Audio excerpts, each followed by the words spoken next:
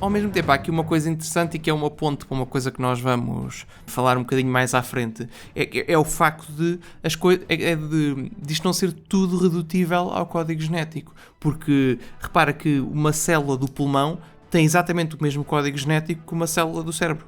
E, no entanto, existe uma diferença clara entre uma célula do pulmão e uma célula do cérebro. E isto faz parte é uma questão, não é? Porque é que se tem o mesmo código genético formam células tão diferentes? E uma das áreas que estuda isto hoje em dia, portanto, que diferenças é que se colocam em cima do código genético e que provocam estas alterações, uma das áreas que estuda isso hoje em dia é a área da epigenética, que nós iremos comentar um bocadinho mais à frente. Mas, ou seja, o código genético é importantíssimo, é um bocadinho como se fosse o manual de instruções geral, que diz como é que se faz tudo. Mas depois, em cada local, tu vais esse material, sim.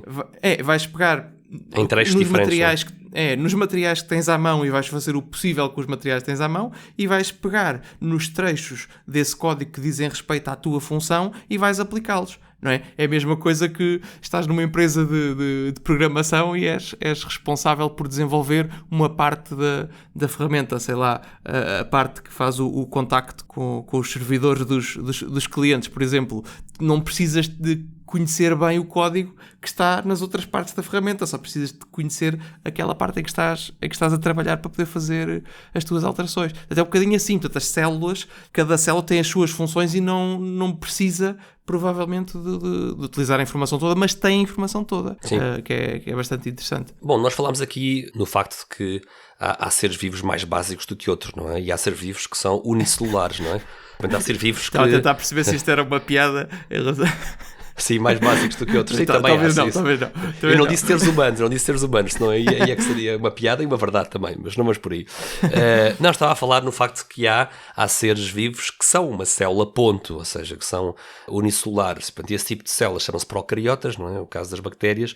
Também tem material genético, mas quando nós olhamos para as células dos seres vivos mais complexos, dos eucariotas, dos multicelulares, é inacreditável como vamos ver a complexidade destas células eucariotas, é realmente inacreditável. O nosso genoma é muito comprido, ou seja, em cada célula que o contém, o genoma está enrolado de forma a poupar espaço, a poupar volume. A dimensão dele é enorme, estamos a falar de cerca de 3,2 mil milhões de pares base. Daqui a pouco já vamos ver que é o par base, é um dos elementos constitutivos desta cadeia dupla hélice do ADN. Depois há aqui também um aspecto que convém sublinhar, a realidade dos vírus. Os vírus não são nem sequer células procariotas, os vírus não têm metabolismo nenhum, têm um genoma não com ADN, mas à base de ARN, que é uma molécula parecida com o ADN, daqui a pouco já vamos ver também a diferença entre uma e outra, mas é um bocado discutível e é tema de grande discussão dizer se os vírus são ou não formas de vida, porque eles não possuem metabolismo e, portanto, há argumentos que se podem fazer no sentido de dizer que se não tem metabolismo não está vivo, mas os vírus são bem reais, fazem bastante estragos, não é? E espalham-se a uma velocidade incrível, explorando as células dos eucariotas, basicamente. A forma como o cromossoma está enrolado, aliás, a forma como o código genético está enrolado entre as células é absolutamente inacreditável. Nós temos aqui algumas dimensões, para nos dar aqui um pouco uma ideia da escala disto.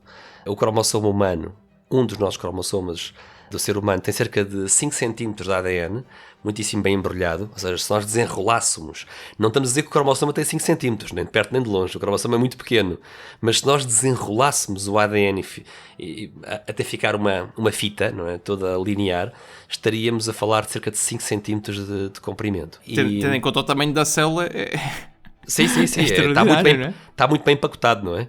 E nós temos 46 cromossomas, como vimos há pouco, há 2 cópias do genoma em cada célula, exceto nas células reprodutivas, são 23 pares de cromossomas, não é? E se nós somarmos o tamanho todo de código genético que há nestes 23 pares de cromossomas de uma célula somática, nós temos cerca de 2 metros, Gonçalo, 2 metros de ADN que está empacotado no núcleo de cada célula. Depois ainda há o ADN mitocondrial, ou seja, é inacreditável que cada célula do nosso corpo tinha 2 metros. Se nós desembrulhássemos, seriam 2 metros de código genético. É inacreditável. É mesmo. Olá a todos, esperemos que tenham gostado do excerto desta nossa conversa. Se quiserem ver o episódio completo, temos o link na descrição. E se gostam deste conteúdo, não se esqueçam de subscrever, pôr gosto e partilhar. Obrigado e até à próxima.